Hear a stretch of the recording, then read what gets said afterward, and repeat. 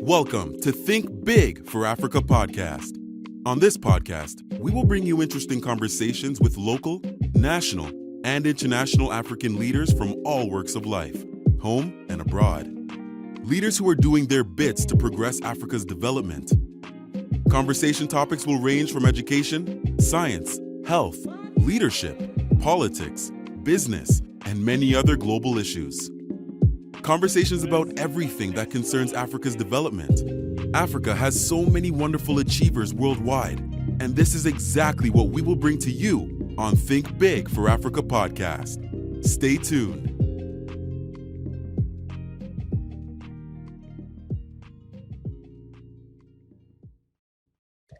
Hello all. Welcome to the Think Big for Africa podcast. I'm Ekene Banye, your host.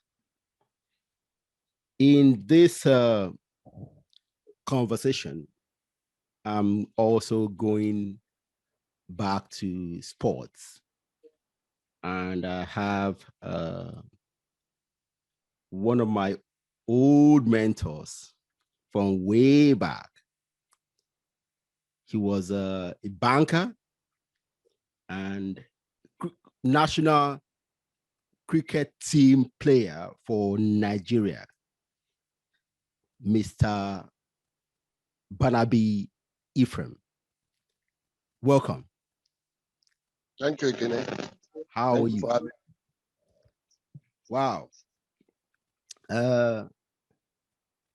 This conversation is interesting because a couple of shows I had a sports entrepreneur, and we talk a lot about sports, and he gave me and all of my audience a lot of things to think about Nigerian sports. So I'm back to the same place to ask you, because unlike him, you were into sports from a young person and you graduated to be in sports at the highest level possible in our country for your sports. Anyway, before we get into the details, I want you to take me back, way back, maybe 30 to 35 years, 40 years, where school sports was the main thing. Tell me, Barnaby, when I was admitted to CMS Grammar School, you were one of the big boys back then. I was a little scrawny boy, and you and so many others were the ones that we were looking up to, because you were the lords of sports. Tell me a little bit about that era. Okay, thank you very much, Ekene. I'll say that I come from a sporting background, actually. My siblings were involved. Barnaby, yes. Can you raise your microphone? Yes. Yeah. Thank you. Yeah. Again, I'll say that I was born into a sporting family. Okay. My father was involved in sports. My siblings, my senior brothers were all involved in sports. However, when I got admitted into the CMS Grammar School, I saw a secondary school that, aside from academics, Yeah. Sports was a major part of the school's curriculum. Yes. And that for me was the turning point for my involvement in sports. We had a dedicated games master who we nicknamed Babelere. He will take you, even in football, he will come during your physical education period. And I remember vividly in my form one. Coming to your class. Okay, your so class, we had this dedicated sports games master whom we call Babelere. Yeah. So one of our physical education training classes, he said he was going to teach us how to take penalties during football games. And we all laughed and said, what is there? The post is big, you can score. But that was not true. And I still see it today, even in the Premiership and World Cup, people lose penalty shots. Yes. But I make bold to say that the lesson of that day has been with me in my record till today, that I never lost a penalty shootout. One shot at goal, I never lost it. And what did he say? He said, pick your point, your spot, and hit the ball there. The keeper may go in that direction, but he will deflect it into the net. And that has been my success in football on past time, which is not my major sport. However, I remember also that by after Easter break or before Easter break, some of us were asked if we wanted to play hockey from one. Okay. And I opted to join. And then Union Bank in Sports Club at Bode Thomas used to have Easter hockey fiesta. So we the young junior boys were invited. We went there and we saw the fun fair. We saw people play with skills. I saw some of my seniors play, and I took interest. So by my second year, that's by Form 2, as it was then called, I was an integral part of the school's hockey team. Hockey team. And yes, and so you play football, you play hockey, and the one I knew you from was cricket. Yes, wow. I'll take you on that journey. So by my Form 2, I started training with the school team, and I remember that we went to Police College in Ikeja to play against Police College. Okay. And fortunately for us, we beat them in their own home. Oh my God. And when we got back to school on Monday, the principal announced that we had a friendly match against the police team, hockey, and that we defeated them 1-0. That's the late Chief Olowu. Yeah. And he requested that we should all the hockey players should come up stage for recognition. I could not, I was blown out of this world. The whole school was applauding us as we marched to the stage. That recognition stuck to me. And I very important. Made up my mind. Yes, I made up my mind that I will seek sports as a point of getting the necessary recognition in society. So I was very much involved in the hockey team. I was involved in recruiting my juniors to come and play, encouraging them. I have a few juniors who really played well, like Ekene and some other boys who got involved then. Along the line, I think some boys who came from St. Gregory's College and Igbobi College, that were major cricketing schools in Lagos. Yes. For HSC, now introduced cricket in CMS Grammar School. Okay. So, but I was lucky. I had a cousin who went to Greg's, and while I was in primary school, we used to have this casual cricket in his parents' house, Yeah. in my uncle's house. We used to knock about. That's how I got the idea of cricket. So when cricket was introduced in grammar school, I told them I could bowl, I could bat. Wow. They said, what do I mean? So I got involved in cricket. But my first love was still hockey. So I got played for the school, played for Lagos State Intermediate, and in 1981, okay, to be precise, I was involved in the hockey Easter festival, and I got injured. And my mom was like, "This your sport. I'm the one nursing you and all that." But playing hockey for me was fantastic. I had so many young people in CMS who played for Nigeria severally. The Awojobi brothers, Yinka and Akin Awojobi, the Williams, Kola Eno, so many people, Lado was our senior, so many fantastic hockey players in CMS in those days.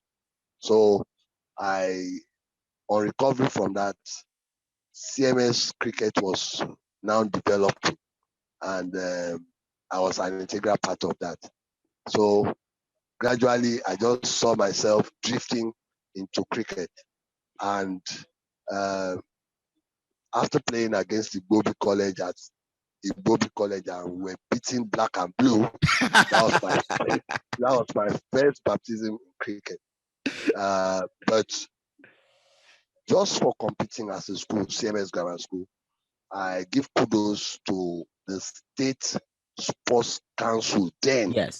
Yes. Because the moment they discovered that there were a couple of boys in CMS who were interested in cricket, the legendary Ephraim was drafted immediately to CMS Grammar School to teach us the basics. And that was the turning point for cricket in CMS. In 2 years,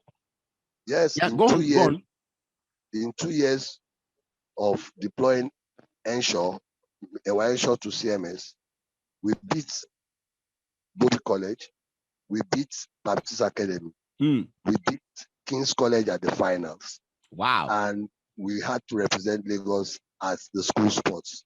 In fact, I will never forget, we had great guys in the team. We had Anire Kain, we had Kyle Thompson, we had Demola Tade, a couple of young people, most of us mates, and we had some junior boys like Femi George. And it was a complete side. We went to represent Lagos as school sports Lagelu in 1983. Then I think we were in HSC. We went to represent the school, and we came back with a silver. The reception in school was out of this world. And I also must appreciate the late Chief Tos Benson, because he made a pronouncement the day we beat King's College at the finals that he will equip the school with cricket kits. And till I left the grammar school, we lacked nothing in cricket. We had bats, we had pads, we had everything, balls, everything we had. For me, when I came to CMS Grammar School, the first sports I was introduced to was cricket. That was by Jude Mowote. Yes. Okay. He introduced me as a what's it called now? That's the guy at the back that catches the ball. Wicket keeper. Yes. I was small. Of course, nobody wanted me to bat. I couldn't bowl, so they picked me as a wicket keeper. That was my first year. I think then Jude was in either from 4 or from 3 when I was in class 1. So see, now unfortunately I didn't progress in terms of sports. I actually got involved in sports when I was in class 3. That was because my auntie at that time was she was working in NMPC, and the oil industry have this sports community, and she was a tennis player, and she was the female champion. So she normally comes to she lives in Port Harcourt back then. She comes to Lagos for the competitions, and she stays with us. So from there, she gave me rackets, she gave me shoes, she gave me everything I want, and then I started playing tennis. And then the year after, I got introduced to basketball, and till today, that's over 30 years ago. But till today, my best sport, my favorite sport in the world is still basketball. Yeah, I used to see you play at the University of Lagos court. Exactly. When we come to play our Lagos. Exactly. Yes. Yes. I used to see you. So that was my journey into sports generally. Yes. See, the interesting thing is that it talked about how much schools in the 80s were involved in sports from beginning to the end. Now, it's not the same. Yeah, see, I'll tell you why I'll tell you in the first instance why it is not the same anymore. Yeah. You see, growing up as a secondary school boy, going into state camps for school sports or national sports festival and all that, there were commitments on the part of the state government to sports. Yes. We had a sports office in the 5 zones, as it was then: Lagos, Island, mainland, Ikorodu, Ekene, and Badagry. We had sports zonal offices that coaches were attached to. Okay? If you remember vividly that we had some boxing in CMS Grammar School, there was a coach. Yes. Yeah. So we had people.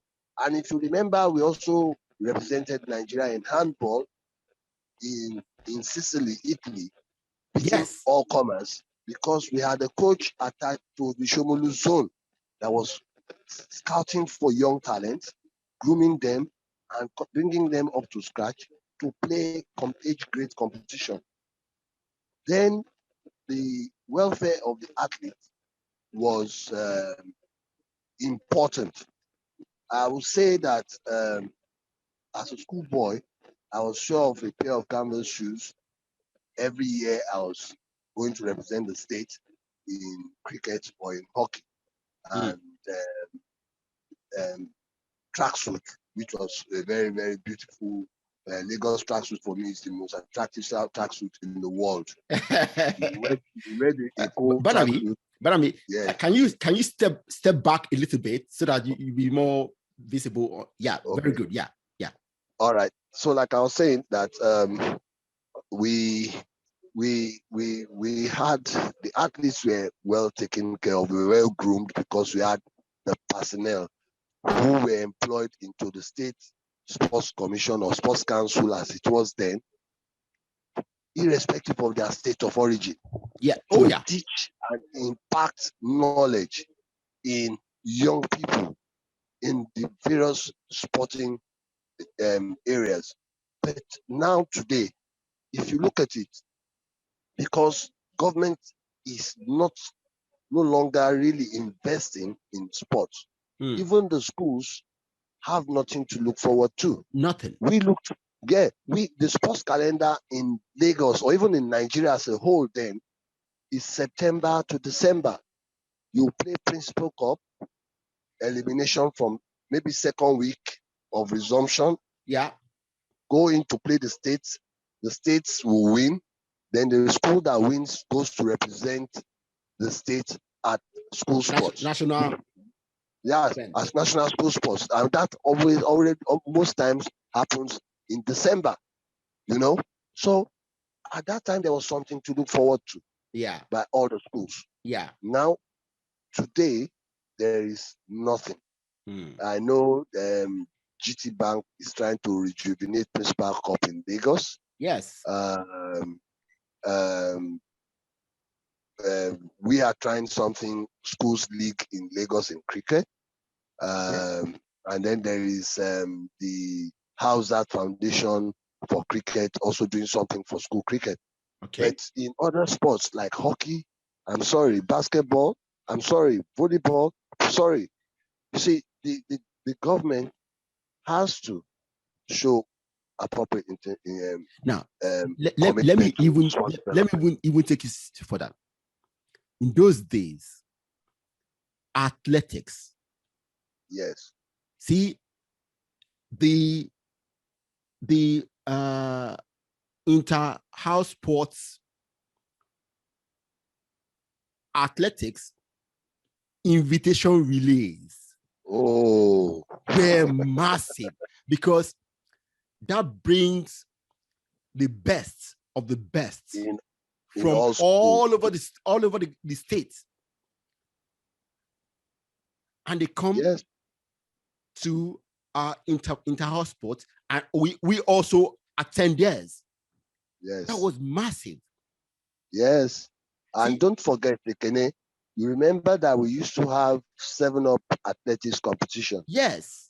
Which I think was about a 10-year sponsorship period from when I was a junior boy till I left, until subsequently after I left, before Mobile came to the national level. We had 7-Up for secondary schools in Lagos, and it was fantastic. We had the Philip George, Takure, these other guys from Ugobi who were very, very good athletes. Ututuloro, a lot of boys who could sprint, who could run, who were good in long jump, triple jump, high jump. We had all these things don't exist anymore in any school.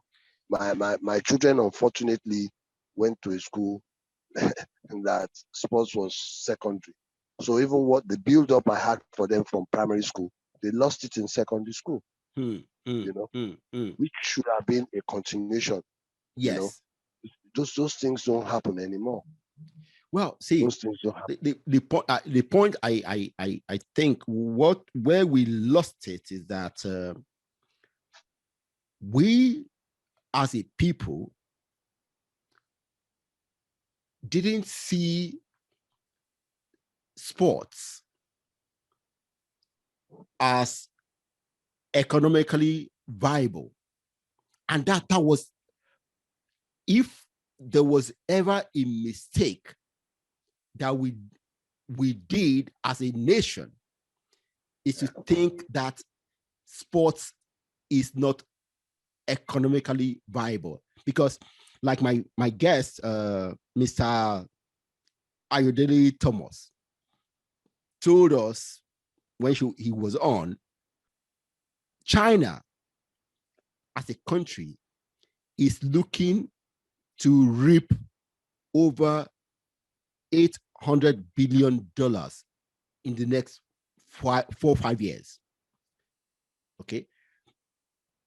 Nigeria, as a country of 200 million people, if we have been actively pursuing the growth of sports, by now,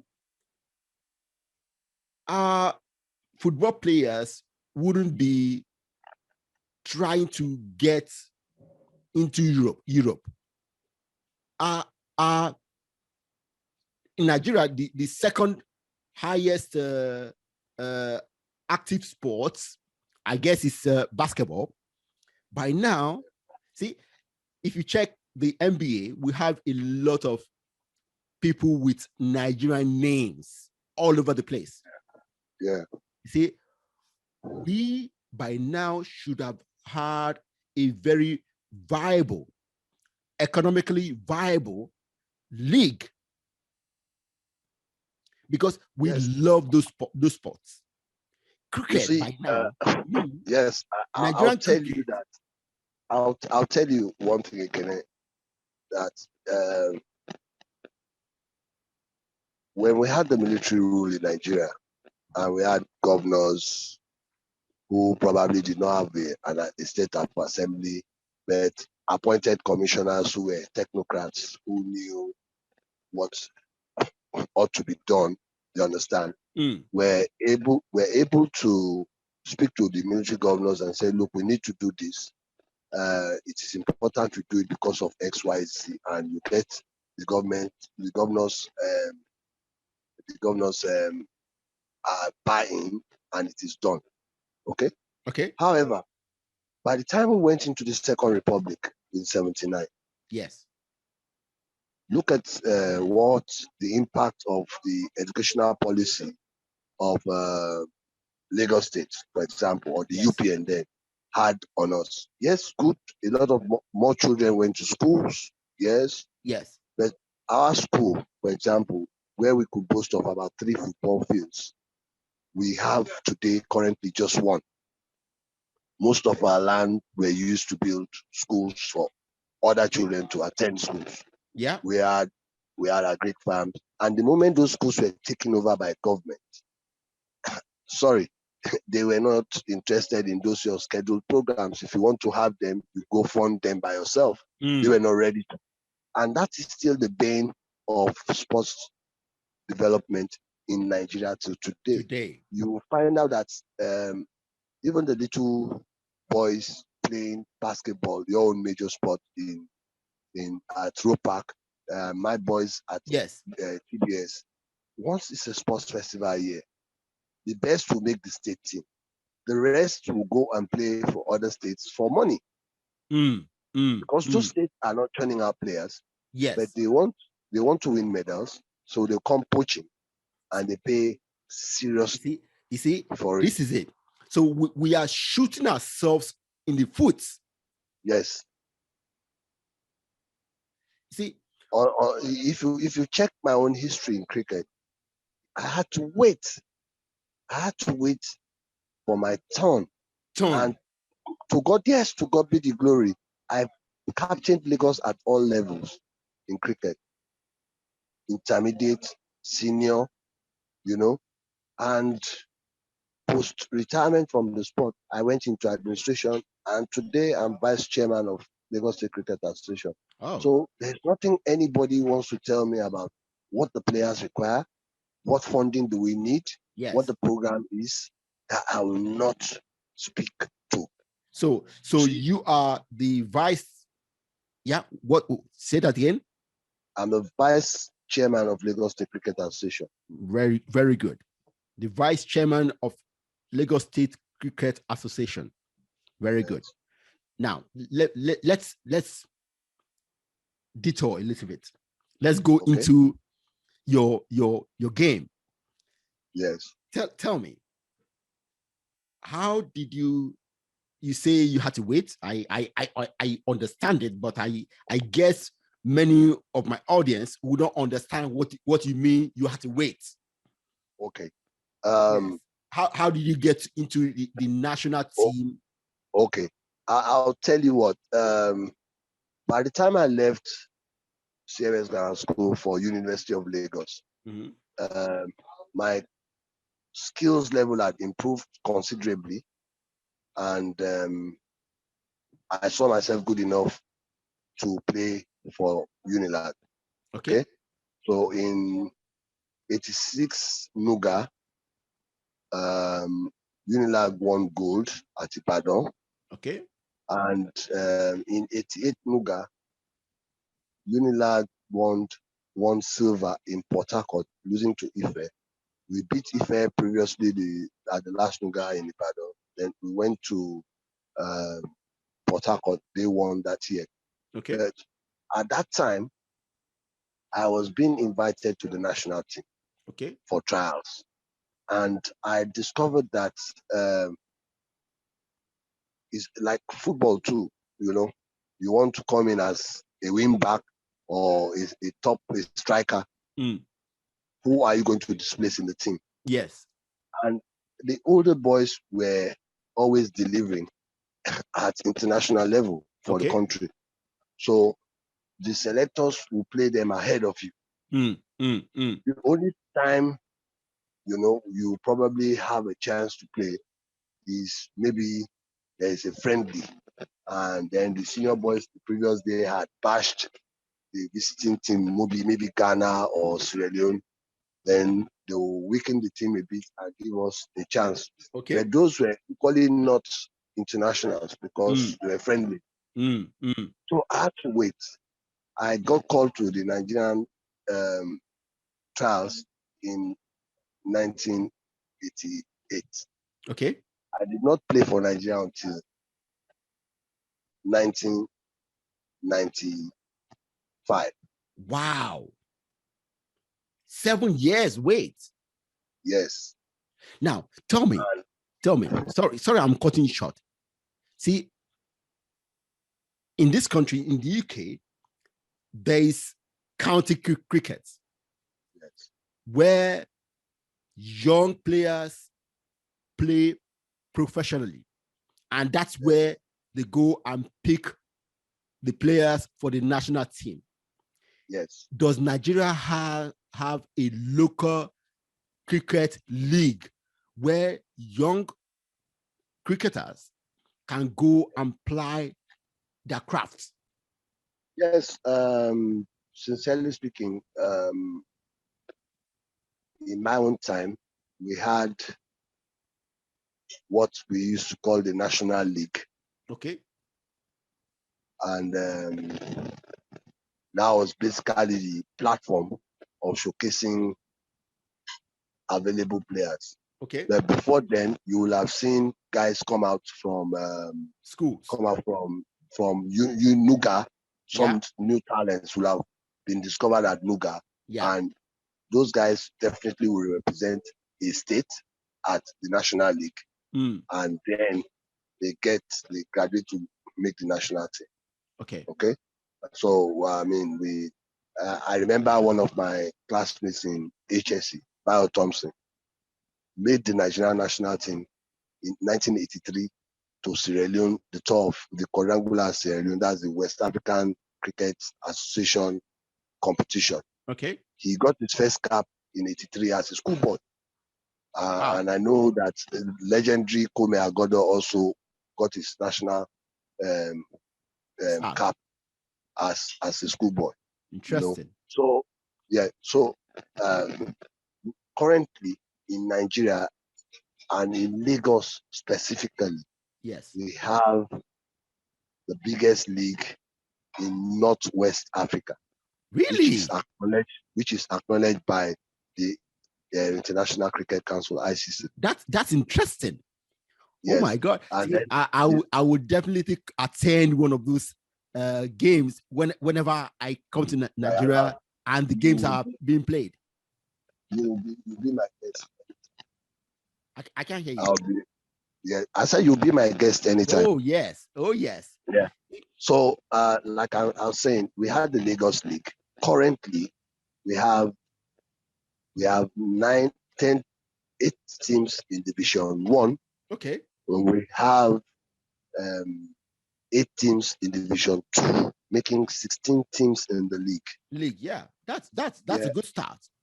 Yes, and then the Asian community in Lagos are also very much interested. The Indians, the Pakistanis, the Sri Lankans, are all interested in cricket. So So they all form teams and come into the league and play.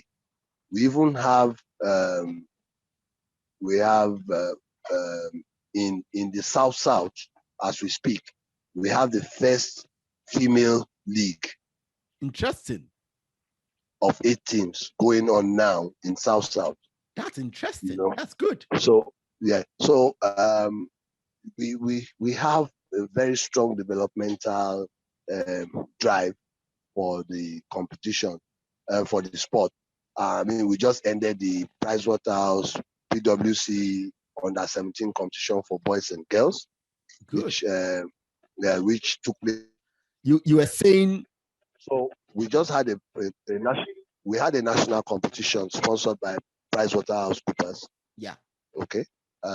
Which took place between January and February for boys and girls under 17. Okay. And it was awesome. The experience was fantastic.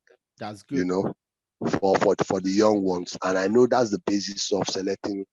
That will be the basis of selecting the under 17 team for the country. Okay. And on the 19 teams, under 17, under 19. The last competition will form the platform for selecting the next under 19 and under 17 teams for the country. Yes. You know, and so what I'm trying to say is that we've done a lot, you understand, in setting the platform. For example, I'll tell you that 100% of guys who play for the country currently play in the Lagos League. In the Lagos League. 100% of them. Okay. Play in the Lagos. Now let me ask you one question. Why is it that only South Africa is in the what do you guys call it? The tours, you know? Or is it test country? Huh? They have test status. Yes. They are in the grade A teams. Yes. Okay. Don't forget that South Africa has this history of apartheid. Yes. And to check out cricket, rugby were major sports that the colonial people we're doing. Yeah, we're actively involved in. And you also note that all the cricket playing schools in Nigeria were either missionary schools or government schools. Yes, you understand? That's true. So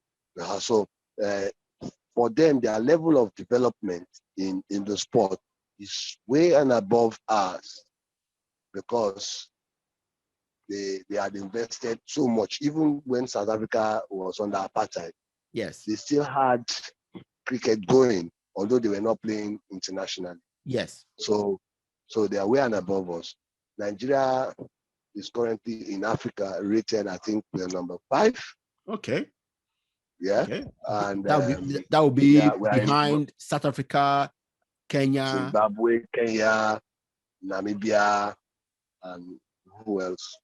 I think we are above Tanzania now. Okay. Yeah. So if you check it, we're also coming up the ranking gradually. Okay. You know? See, now for me is, see, I'm all about Africa. So I'm happy to hear that so many countries in Africa are doing something to improve the game, because, see, I would love to see very soon a very vibrant intercountry sport cricket league in Africa. Yeah, we do have it. We have it currently. We have it. We have the ACA T20. Okay. We have the ACA ODIs for the associate countries.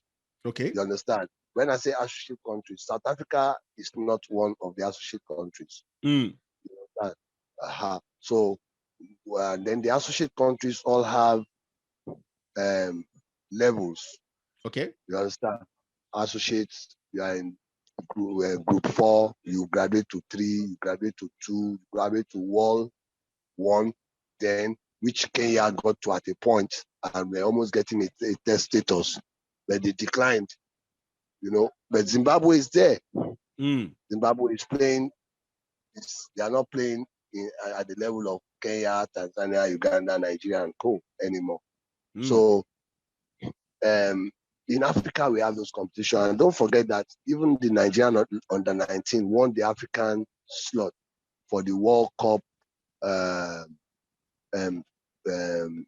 One slot. That is, yes, one slot. That's interesting.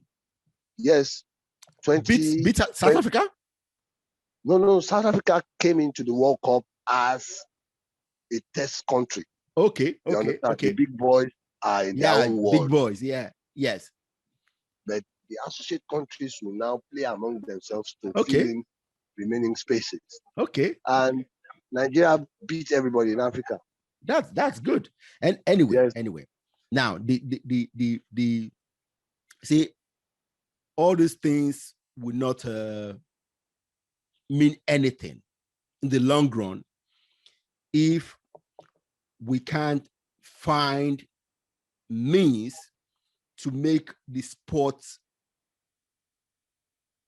sustainable. See, I want,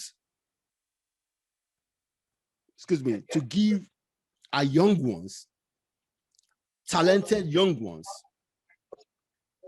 the opportunity to pursue this game, to pursue sports in general. But right now we're talking about cricket, to pursue cricket as professionals, to earn a living by doing this. See, so what are we? Have something.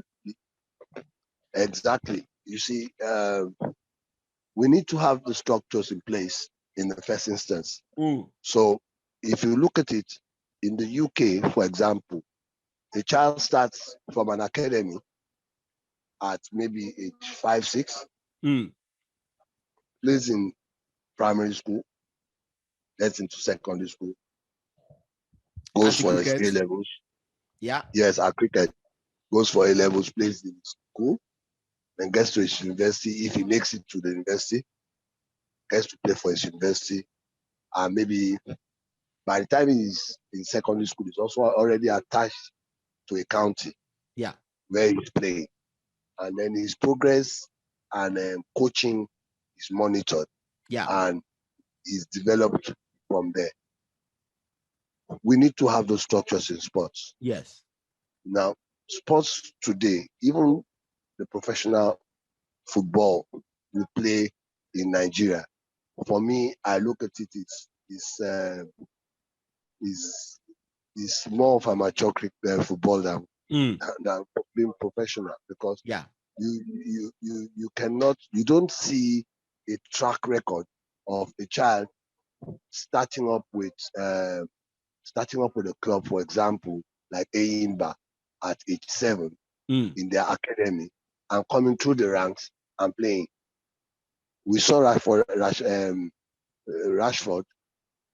as a schoolboy, play for United, still had to go and write his exams. Yes. You understand, when he debuted. So what I'm trying to say in effect is that when you say you're professional, the structure must be there for the child to see that, look, if I give my all to this, I can earn a living of this.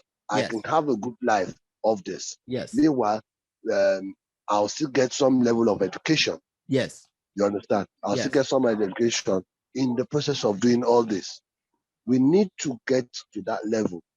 We need to learn. So the point is this: what do we need to do to build that foundation? Okay, great. We need to build a foundation. And now you being involved in the administration in Lagos State. Yes. What are you guys gonna do to make sure this foundation is built? Yeah. First and foremost, is having facilities in place. That's the first thing.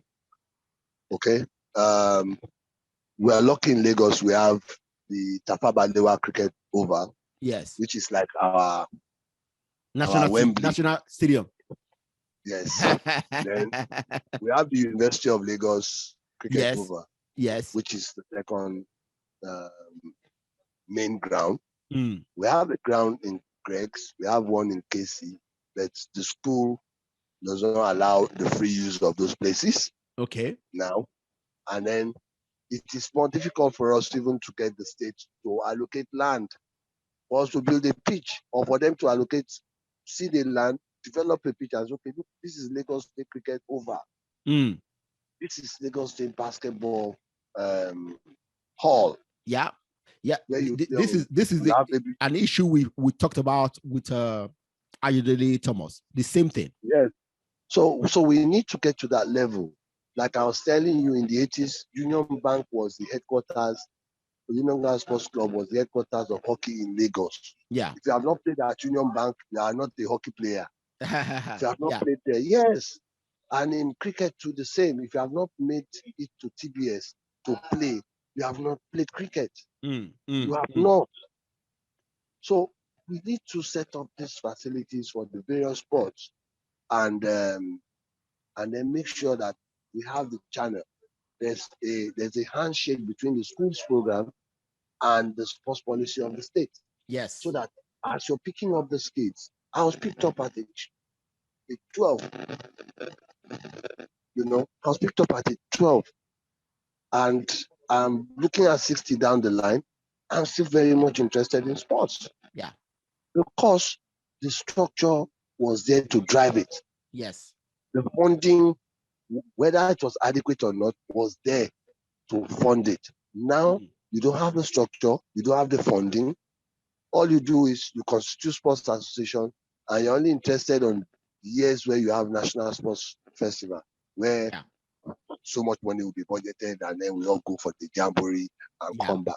Yeah. Then the sports association will be left to fund the association. Yet to year events. Yes. Yeah. It's not done anywhere. When you bring us in for us to provide direction for the association and then come up with programs, but there must be some funding. Yes, the board members of the association. I get all this. And at the national level, yes, we need the government to put in policies that will drive this. But for me, we need to start seeing sports, cricket and football, basketball, as just like my other guest Thomas said, we should stop seeing sports as a charity project. You see, we need to start looking at sports as a business. Yeah. So that business-minded people will start investing in it. You see, one thing in a country, for example, is that we are always looking for government funding for us to eat, instead of building something that in time will be sustainable, drive it as a business. See, this is where we need to go to make it sustainable. Yeah, I agree with you totally. But you see, in the first instance, how do I attract the corporate world? The corporate world is seeing activity. For example, that okay, these guys every Sunday there's something called the Lagos League, the CCC League, which you call it. You understand? And there are people, there are cars parked. There's some activity here, and this event can give my business some mileage. Yes. For example, now you see that the corporate world sees it as a vehicle to drive its business. Yes. Or the drivers of the league approach you, the corporate organization, and say, okay, that's look, what I want. That's what I was getting to. Now, I've been on the board of Lagos State Cricket Association for like say 12 years now. Yeah. Okay. And I'll tell you that when you approach the corporate world for support, you know, it's maybe Ekene, yes, was my junior in school, his MD. I've come to ask him for 5 million. He has asked the board for approval for 3 years to fund maybe our league with 5 million. What do we do with the 5 million? We kit, we buy the necessary things. We pay the press to cover it to give you mileage. Then we have a final where we also vote some money to give you some presents, you know, and all that. But that is not actually what should be. No. What I'm saying is that a Dangote looks at it and says, these people who are playing cricket, what do they require? They require maybe 6 ovals nationwide, you know, and it's okay. We undertake to build 6 cricket pitches. That becomes a CSR, you understand? And that gives them some tax holiday, okay? Yes. And then we target as the Dangote cricket over. It gives him mileage because he's present. They can display anything they want out there. He gets some mileage. Then we look again, somebody says cowbell, for example, the milk manufacturers. They go into secondary school and say, okay, we want to have a cowbell cup. For every participating team, this is what we'll do. For the winner, this is what you get. For the most enterprising, the MVP or the outstanding players, this is what they will do to develop them. Maybe, okay, 1 month or say 2 weeks tour to the UK to be attached to an academy to learn skills, and then they come back. They will get their mileage from there. But you see, the corporate world here, it looks at it. What are you talking about? Basketball. I know Ashojoba is just coming back in table tennis. We used to have the Milo basketball, whatever. Where is it today? You know, we don't have all those things anymore. So okay, I get that. So this is the challenge for sports in our community. Okay, we need to first before we start going to corporate companies to sponsor something. See, we need people who actually love the sports. Yes. See, to invest their time to start. I don't know how to start encouraging and teaching young people to play the sports. Exactly. Imagine your I can't hear you. Your microphone. Imagine if you have over 2 weekends, you understand, about 500 kids. Yes.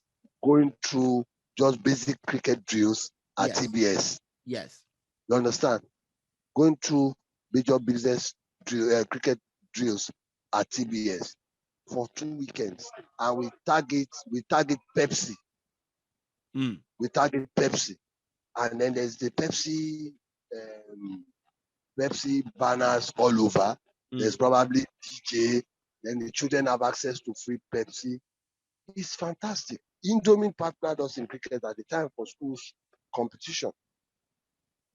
You understand? And at every venue, Indomie was made available to the children. You will be shocked at the rush at the children were coming to join cricket then. So it is important that once the facilities which is the bedrock, are available. Yes. And then the manpower to drive to administer those facilities are there. Then you get the people who will showcase their skills as young people. Then that will attract the what do we call it? Will attract the necessary sponsorship. Well, so this is our When you see, you speak about handball. How many courts are there that are of world standard in Lagos? We have glass squash. Lagos has a glass squash court. Some people are still playing in brick and concrete squash courts. How? In this year and time? You see, You find out the question that is this. A state like Lagos, you understand? Yeah. Has probably only one Olympic size stadium and pool at Teslim Stadium. We should have more than 2. More than 10. Yes. A state of 20 million people, more than 10. That is where you can catch the small children. For example, Ekene Club goes to Germany every year for age grade swimming, and they come out well because they have 2 standard pools. And they have people who are training these kids. There's a schools competition in Lagos, I think sponsored by Zenith. Yeah. And these kids go to Germany and compete and they win. So why can't we do it on a broader? You have boys in Nigeria. This is it. Bariga. This is it. Just like my other guest says, we need to stop building sports as a charity. We need to start seeing it as a business. Until we do, nothing will work. See, when business people come and talk business with the government, then the government will now have the incentive to build infrastructure, because they know the business will eventually start paying their fair share, taxes, and employing people. It's a maybe a little bit complicated, but that taking sports as a business needs to be one of the first steps. Yeah, I agree. I agree with you totally, Ekene. However, I'm still insisting, okay, that if Serena and Venus were taken to neighborhood tennis courts where they grew up, the US, by their father, and trained them, and they became world beaters. Serena has 23 Grand Slams. Yes. You understand? She didn't go to any special school to learn tennis. She started off with her father. And because in the US, in some states, every area has a tennis court or a basketball court, for example. So it's something for us to think about. Yes. Look at most of the boys who played basketball very well. In my time, in your time, as schoolboys, were boys who grew up around Roe Park. Yes, why? Roe Park or Unilag, yeah. Yes, why? It's because those facilities were there. Yeah. Yeah. The facilities need to be everywhere. I believe that, yes, I believe that the state government needs to provide the facility. And then watch if people will not exploit it.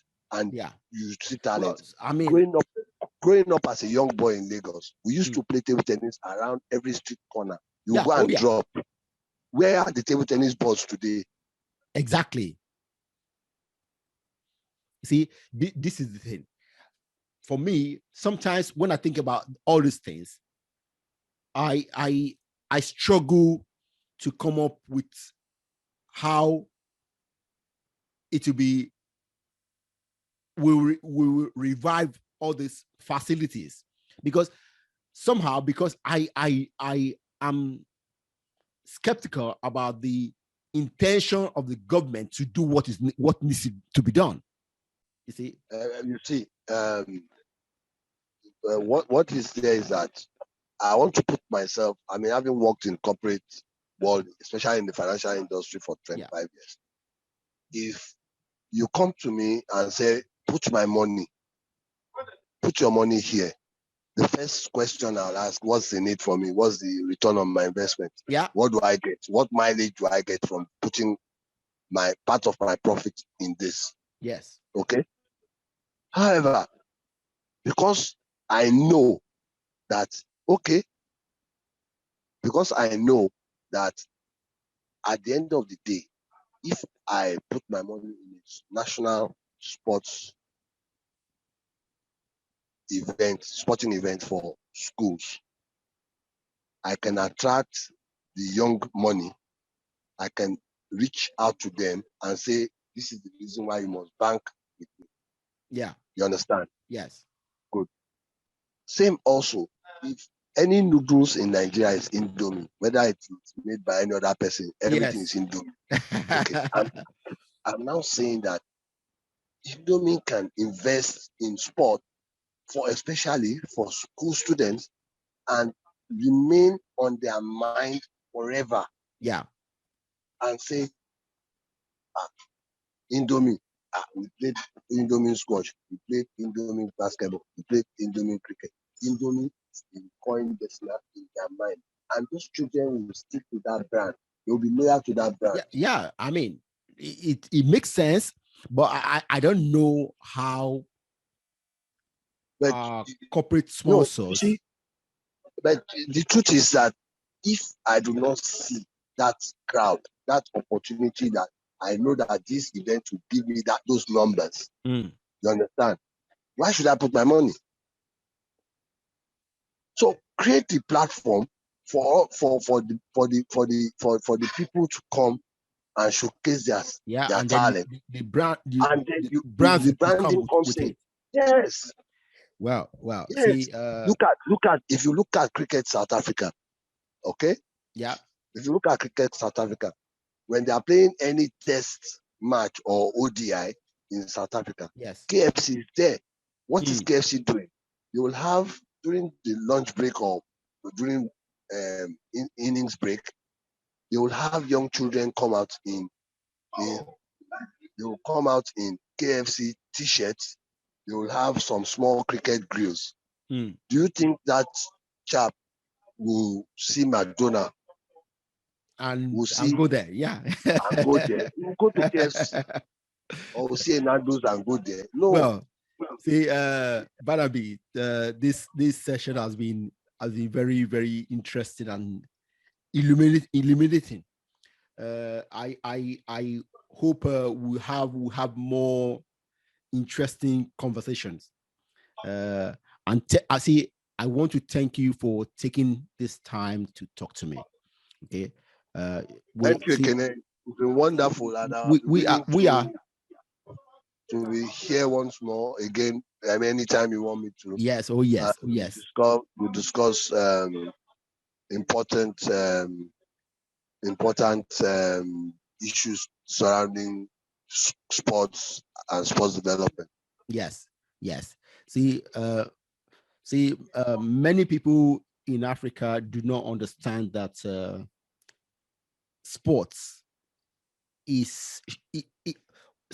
should be an integral part of our society's development. And, yes, I'll put it, it's social engineering. Yes, it's a critical part, because if the children are busy, if you take, for example, the swimming pool at Roe Park, as students, we pay to go swim for 2 hours and you go out, we go to Roe Park to swim at our own cost, But some of us learn how to swim as secondary school boys. Yeah. Our parents were not members of the Koi Club, a Papa Club, Country Club. Oh, no. We're local boys. We even rent your swimming trunks. because the structure, the facility, the pool was there. The pool is dead today. Yeah. I hear it's being reconstructed. But there was a pool at Alagomeji area which every child had the opportunity access to. Yes. Yes. Yeah. That's what I'm saying. Put a facility there. You will see that children will go. In Lagos at some point when snooker became popular, what was happening? There were local snooker boards all over the corner. And people learned how to play.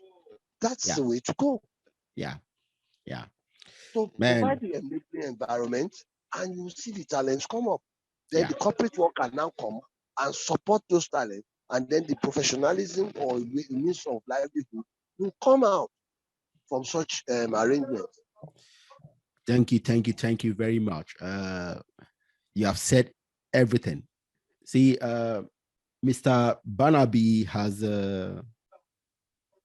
talked so much about school sports, about cricket, and we'll continue this conversation in the next time. The next time I invite Barnaby Ephraim to Think Big for Africa podcast.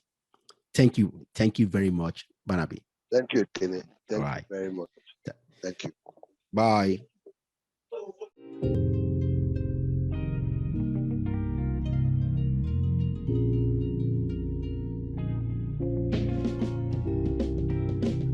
Listen or watch more episodes of Think Big for Africa podcast with new guests every week.